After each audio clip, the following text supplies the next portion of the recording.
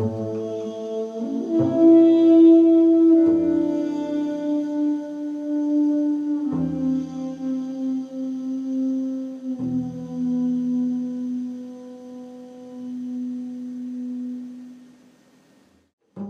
and welcome friends, MSTerrainLab here with another video. This took me a while to put together. It's hard to find the time in between all the other projects I'm working on, so I was just postponing it, trying to find the right time, but it was just hard to fit it into the pipeline. But enough is enough, and here it is. As you can see, the whole board is now painted, all the details are in place, including water effects and everything else. Maybe except some scattered terrain, like wooden cranes and boxes. I forgot to add it to the board before recording this video.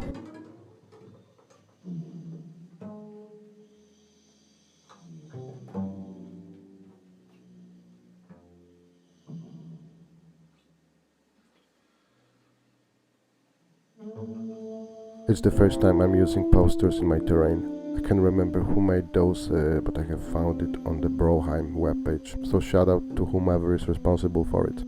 I will attach a link in the video's description below so you can find it for yourself. Graffitis are also something I use for the first time on this board. And the infamous blood pit, or just the bloody hollow. Not sure about the nomenclature here. I hope I didn't go overboard here with all the gore, but to be honest I like it. It just fits in the grimdark nature of the game. Right by it is the main chamber, where some blasphemous rituals take place. You can see the 8-pointed star of chaos, ton of blood, some torn pages from forbidden text and stuff like that, and of course some lights in the corner. Now let's move all the way to the clock tower, where you can see some new elements. Destroyed clock faces, which are removable to create openings for an abstract visibility for the miniatures. Maybe even be a part of custom scenario in which you need to restart the clock or something like that. And all the decrepit fabric with the twin-tailed comet symbol on the side of the building, one of those small extra details that felt like necessity. And of course some cages, attached by magnets so it can be moved around the board. And there are some other spots where nothing is hanging at the moment, so it can be rearranged at will.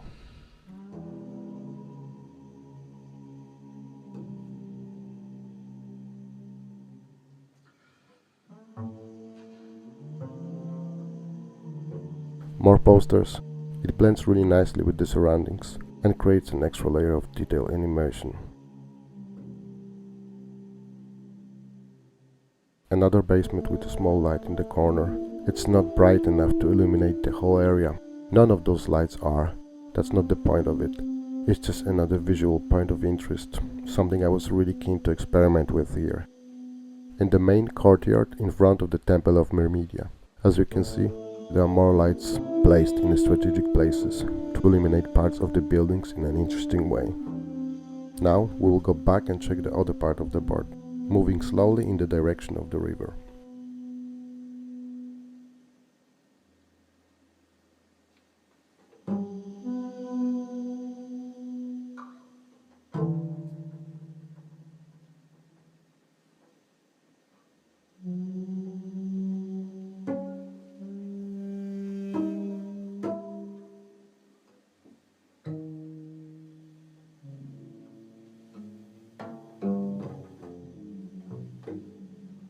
And here it is, river area with surroundings. Now you can see it with all the static elements in place. Only thing missing here are movable catwalks and ladders that can be placed at will to ensure this area is not a total kill zone while attempting to cross it.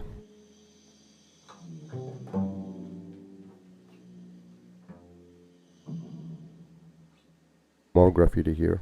It's one of those things where I was struggling with finding the right slogans, not too long, not too short, but still having some kind of meaning in the context of the universe. And the cargo crane, fully painted and operational.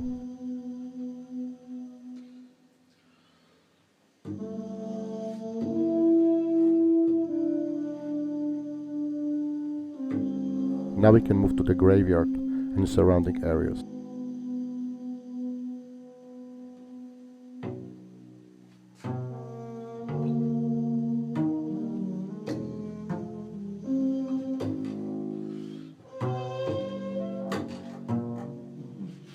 And of course the subterranean parts here.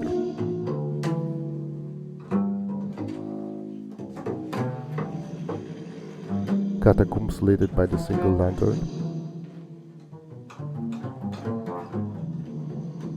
And collapsed sewer tunnel with this sickly green light coming out of it. It was a bit of a challenge to put it in there. That was the first part. I was forced to paint and build and just put inside the board on a really early stage and just hope everything will work out, but I'm quite happy with the results. Temple of Mor also got an active light, as you can see.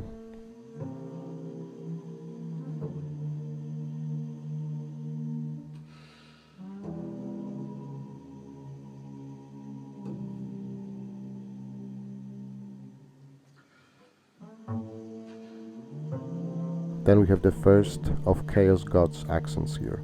I thought it would be cool to add those kinds of symbols around the board. Some of them are tiny and not so visible, some are just straight in your face like this one. Next we have one more open area with some light and another graffiti.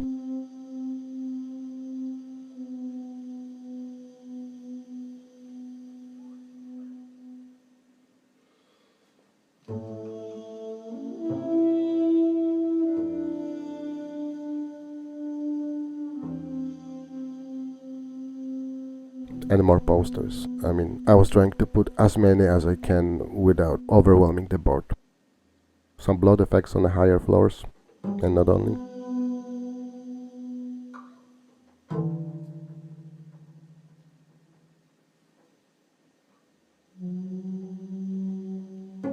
And more blood continues down the hatch to the cellar under the inn. And I forgot to turn the sewer light on. Here it is. Shadows are obstructing the view here, but blood marks are continuing to the opening of the sewer. Who knows what happened here? Another Tuesday in Mordheim, I guess.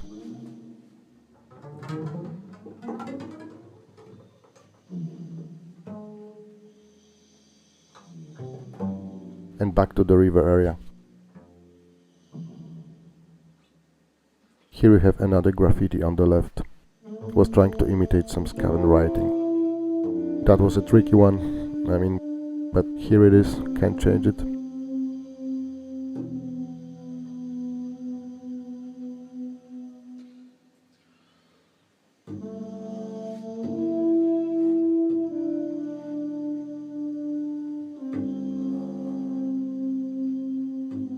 And of course, more blood, more posters, and Grandfather Nurgle symbol on the wall.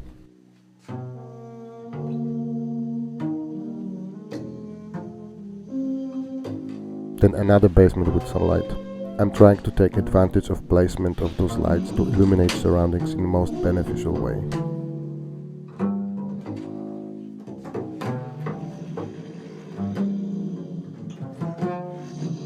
And the front of the temple with the main courtyard in front, just from another angle.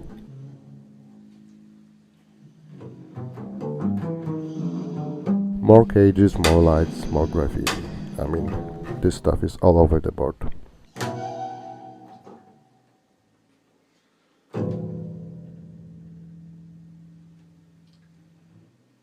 Another symbol of dark gods in the background on the left.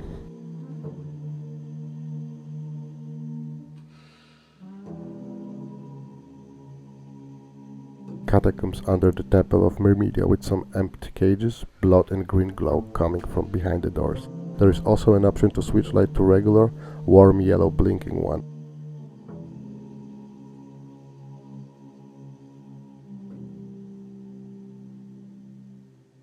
And that's basically it, guys. There is of course a lot of stuff I didn't mention due to the simple fact there is just not enough time to do that. Recording is moving forward and I would be forced to stop it every few seconds and talk about everything, but I hope you managed to get a decent overview of this project. Thank you for following me on this path here. It took a long time to build and even longer to put it here on YouTube. I hope you enjoyed this series. Maybe in the future I will add some extra parts to it. The main board is done, but I was thinking maybe in the future I could create some extra parts where I'm just talking about details, how I'm doing my projects, how I'm starting, how I'm planning everything. I have some battle reports in preparation. I recorded on this board, so there is still some material coming.